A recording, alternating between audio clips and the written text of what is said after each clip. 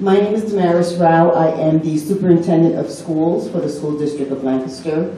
We host or love or embrace our almost 600 refugees that we have each year, provide a variety of services, and I just wanted to be here so that we can ensure that you know what the School District of Lancaster is doing to support our refugee families. Thank you. I'm Dr. Rau, the Superintendent of Schools here in SDOL. What I can say about DACA is that we have had, I don't want to say many, but certainly more than a handful of our high school students expressing concern about their welfare or their parents' welfare. You know, not knowing every single day whether their parents will get picked up by ICE or anybody else. So we, are trying to provide them as much support and counseling as possible. So that is a stress for our students, and we are trying to be supportive. The School District of Lancaster has many resources that we provide both our refugee students and their families. One of the things that we have, excuse me, last year, it was the summer of last year, that we created the Refugee Center at Reynolds Middle School. And although it's housed at Reynolds Middle School, it's for any of our refugee families to be able to get some special services. So we have a health clinic, for example, that enables families to come in who have no health insurance, and it's open to the whole community. You don't have to have a child at Reynolds Middle School.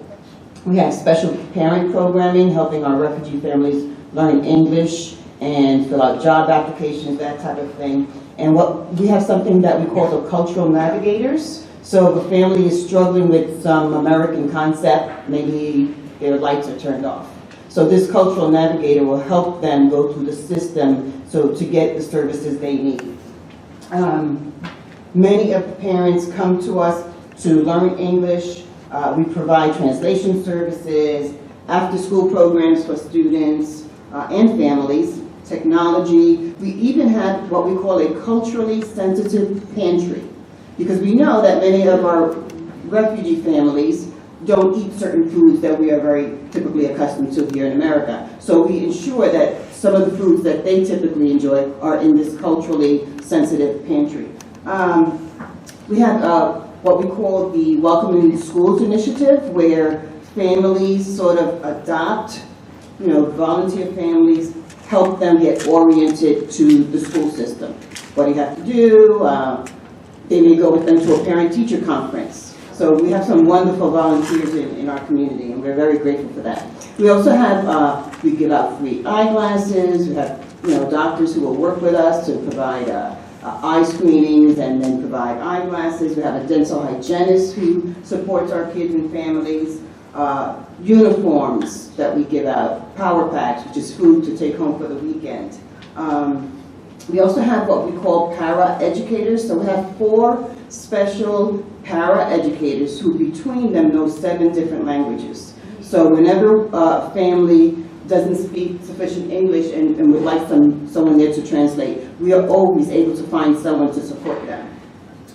One of the things we did last year, actually for the first time for families, we realized that we were getting a lot of young children who had never been to preschool. So then they would come to kindergarten never having been to a classroom, and of course not knowing the basics of what school means.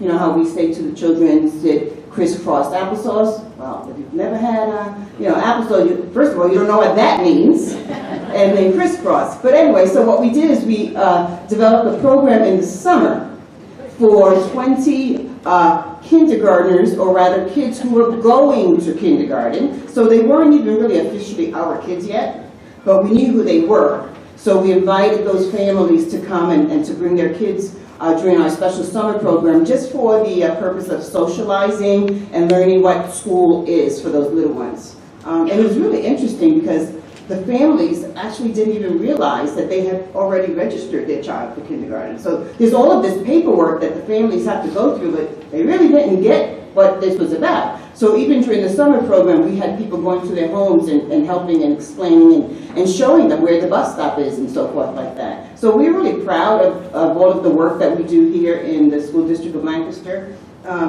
We also have summer programs, before school programs, after school programs, and then special summer programs specifically for immigrant students, both refugee and non-refugee, just to help them assimilate to their new environment, try to teach them as much English that is possible within a summer program.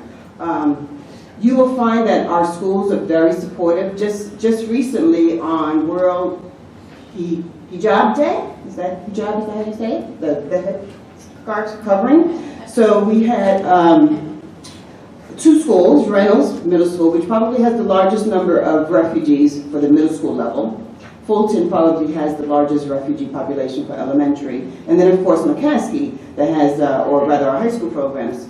And so both the teachers at Reynolds and the teachers at McCaskey, in order to show support for our Muslim students, all wore the headscarves and had some photos and sent them out to everyone, just as a sign that we are sensitive to the environment that's out there and how our students are feeling. Unfortunately, because we're not attorneys, we don't have the answers. Legal-wise, we don't have those answers. But what we can tell our kids is, while you're in this building, you're safe. And they know that the teachers and the administrators and the staff will support them and protect them in any way that they can. Thank you, Doctor. Just briefly, one of the things we are doing now is we are really monitoring the attendance of our immigrant kids, because we are worried that parents are going to start hiding and taking their children out of school because they're so worried about their safety, the parents' safety, not the child's safety. But it is something that is definitely on the front of our radar to just consistently monitor our immigrant population.